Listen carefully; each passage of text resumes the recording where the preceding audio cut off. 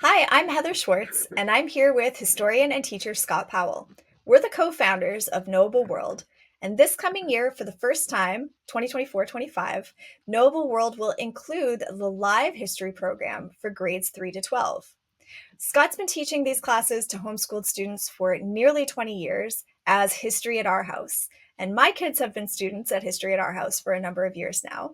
So, we're going to talk about how testing works in these classes from a pedagogical or theoretical perspective, and also from a practical parenting perspective. So, in the earliest parts of the curriculum, in other words, the History Detective program for K to 2 learners, there is no testing other than little self test quizzes at the end of each video that can help the student and the parent to gauge what the students are grasping. But in the remainder of the Knowable World program, so that's grades 3 to 12, testing becomes increasingly important year after year. And so this video series is designed to help you know what to expect based on the grade level at which your student is participating. So this video is going to explain how testing is approached at the elementary level. So that's further broken down into two sublevels, um, lower elementary and upper elementary. So we'll explain how all this works in this video. Students at the elementary level are in one Zoom classroom together. But there's a distinction made between lower elementary learners, which generally means grades 3 and 4, and upper elementary learners, which generally means grades 5 to 7. Strictly speaking, there aren't any tests for the lower elementary students, but I'll explain how the testing procedure applies to them as well as we proceed. So now it's also important to note that on the one hand that some second graders are already ready to move up to from history detectives to the live program, which normally begins in third grade. And also when it comes to older students, some students that might nominally be eighth graders are still better served in the elementary class rather than moving up to the junior, senior high class. Testing is actually an important part of how we determine what the best fit for any particular student is. Right. Okay, so the elementary students, lower and elementary, grades 3 to about 7, are all in a class together. So let's start with what's common for all the elementary students. So first of all, the school year is broken up into 5 units of about 6 to 8 weeks of lessons. And at the end of each unit, there's a test. Right. And this is something that students are made aware of early on and for which they are helped to prepare along the way. The main way this is done is through the construction of a timeline of anchor facts during the teaching of the unit. So let me explain that a little bit, that term anchor facts, right? One of the things that both students and parents learn to appreciate about Knowable World over time is that the program does not rely on the usual approach to presenting historical facts and testing students on them. I would call that the throw a bunch of facts at the wall and see what sticks approach. In Knowable World, students are taught that in order for history to help us better understand the world we live in, we must learn to focus on the facts that matter most.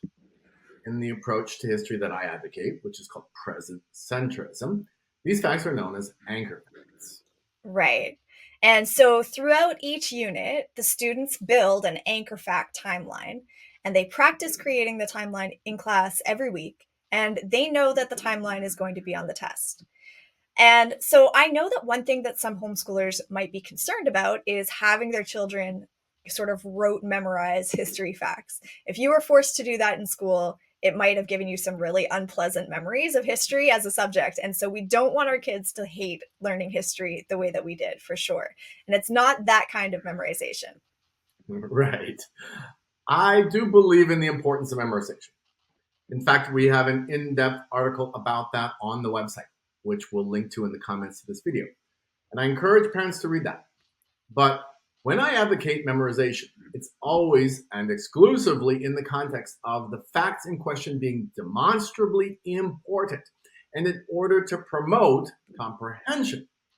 So it's treated as part of understanding, not a substitute for it. And students are expected to be able to articulate which things matter, both in class as the story unfolds and subsequently on the test.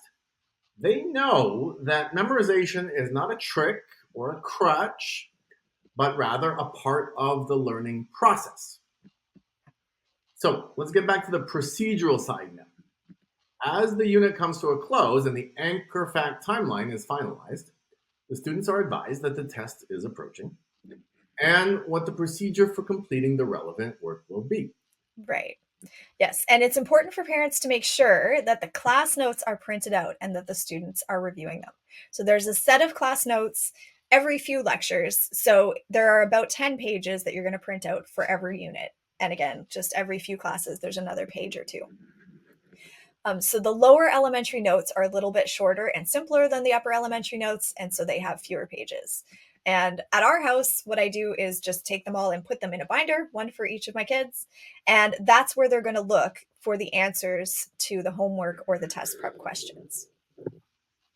Okay, so what happens when the unit ends is that the students receive their homework sheets.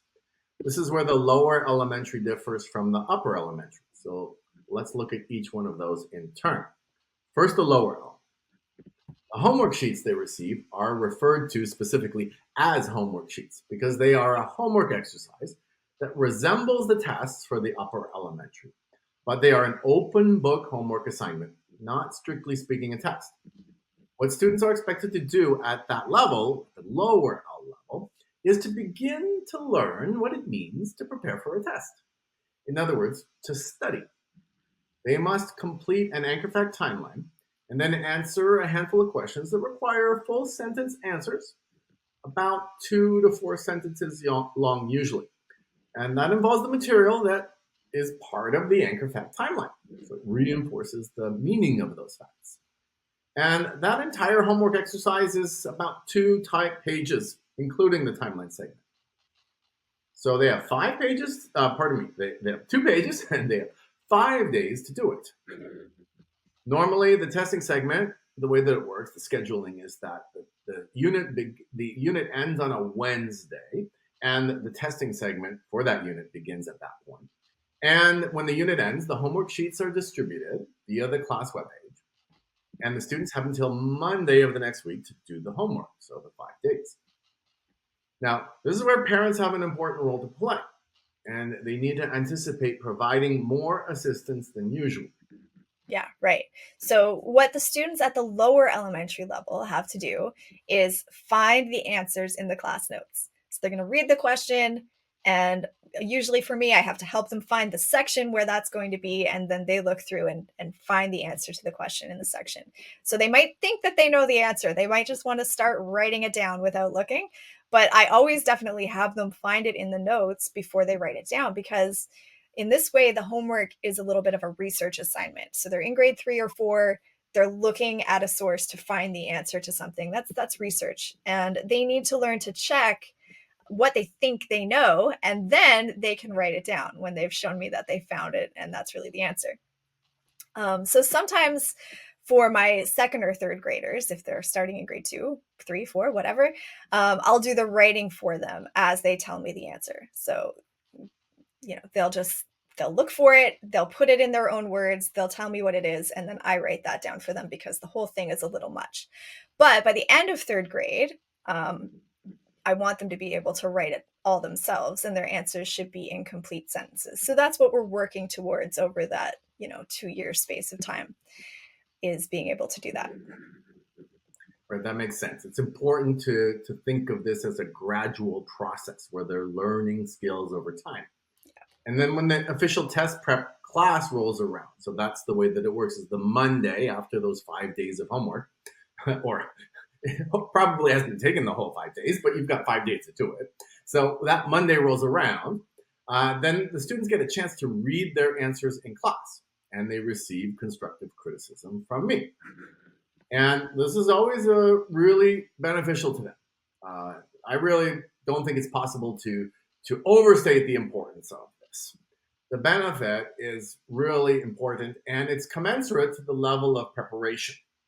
So in other words, the more work the students put in preparing for that class, the better the result will be for them. Yeah. And I will just say that my kids really enjoy reading their answers in class. it's definitely worth taking the time to help them have all their answers ready because they're so proud of their work and they just really enjoy being able to read it when they get a turn to read. So that's how it works for lower L, even though there's not, in fact, an official test as part of this procedure. What the students learn is how to prepare for a test, and that's training them for the more advanced work later. They're learning what it means to answer questions of the kind that will be on their tests in the future, and what constitutes a good answer.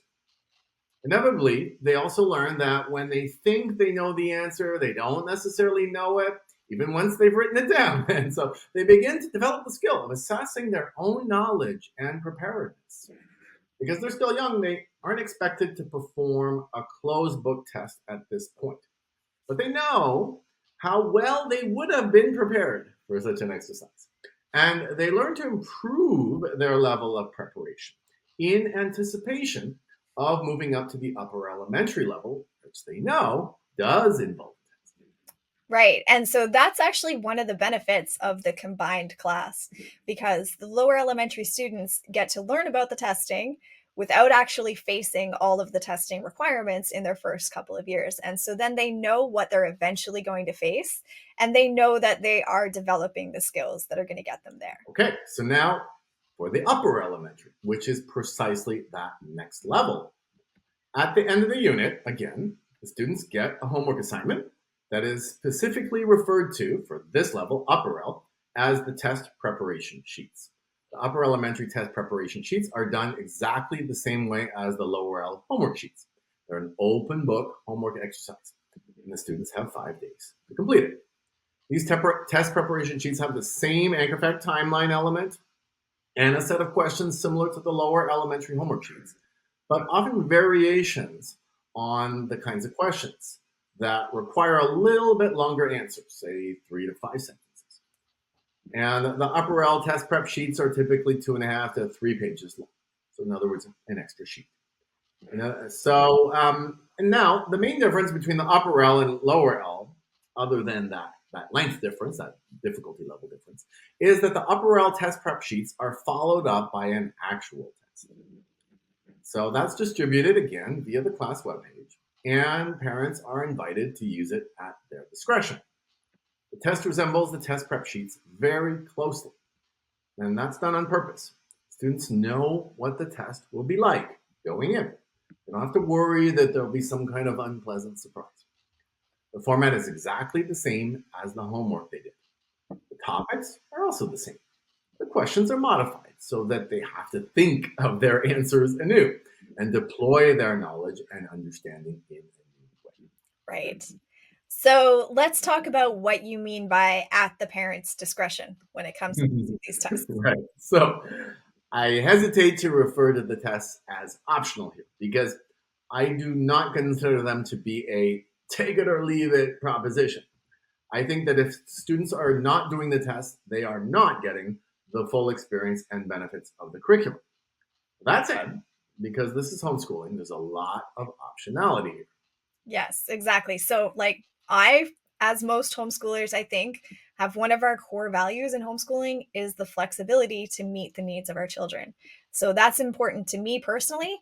And it's definitely something that we've built into Knowable World.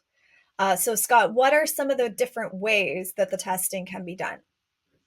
Okay, so for starters, you cannot do the testing. That is a choice.